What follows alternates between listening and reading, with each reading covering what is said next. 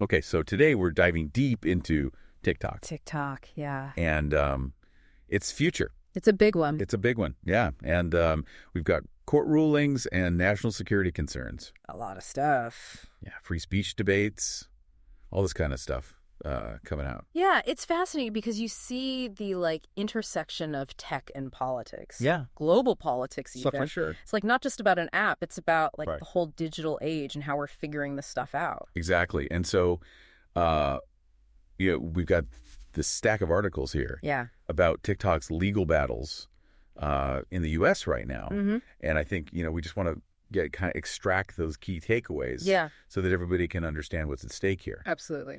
So I think the first thing that we should probably talk about is this recent federal appeals court ruling. Yeah. They upheld a law that could force TikTok's parent company, ByteDance, Right. which is based in China, Mm-hmm. to sell its U.S. operations. Yeah. And this is all based on I mean, that's huge, right? Yeah, it is.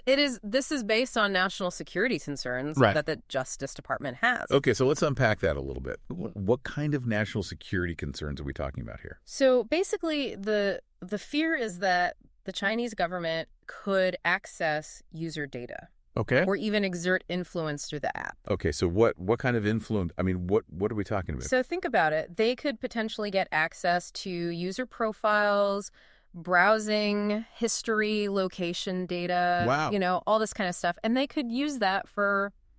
That's a lot. It is a lot. It's a lot. And we're talking about an app with 170 million users Yeah, it's a lot. in the U.S. alone. So, yeah, this is a lot of potential leverage. Yeah, and I think, TikTok is arguing that this is a direct attack on their right to free speech. Yeah. Right? They're saying that the government isn't targeting specific content. Right. They're targeting the app itself. It's a clever strategy.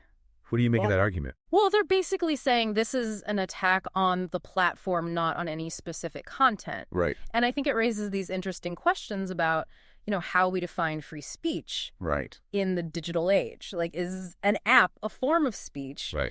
And if so, does the government have the right to restrict access to it Yeah. based on these potential risks? So, So what happens next? I mean, this is... Well, so the court disagreed with TikTok's free speech argument, Okay. but this is almost certainly headed to the Supreme Court. Okay. And given their track record of upholding free speech, I think this is going to get really interesting. Yeah, I mean, because this is where it gets a little confusing for me, at least. Yeah. Because, didn't the Trump administration initially push for a ban on TikTok? Yeah, they did. That's right. So, I mean... But more recently, even Trump himself has expressed reservations about a complete ban. Oh, really? Apparently, he's concerned about giving Meta a competitive advantage. Oh, so Facebook and Instagram. Yeah, exactly. So Okay. it's there's this... This is so interesting. The Yeah. political landscape around this is... It's complicated. I'm very murky. It really highlights the complexity of the situation. Right. I mean, you've got national security, free speech, economic competition all tangled up in this. Yeah, absolutely. Right, so let's talk about potential solutions then. Okay. What happens if ByteDance is forced to sell its U.S. operations? Right. Who are the possible buyers? Well, there's been reports of bids from American investors. Okay. Some big names like former Treasury Secretary Steven Mnuchin. Oh, wow. There's also the possibility that a tech giant like Microsoft or Oracle could step in. Oh, wow. So does it matter who buys TikTok? Oh, absolutely. I mean, if a tech giant like Microsoft acquires TikTok, Yeah. it could raise antitrust concerns, right? Oh, right, yeah. Would they use TikTok's data to further their dominance in other markets? Right. On the other hand, a consortium of investors might not have the resources Yeah. or the expertise to run a platform as complex as TikTok. Yeah, no, that's a really good point.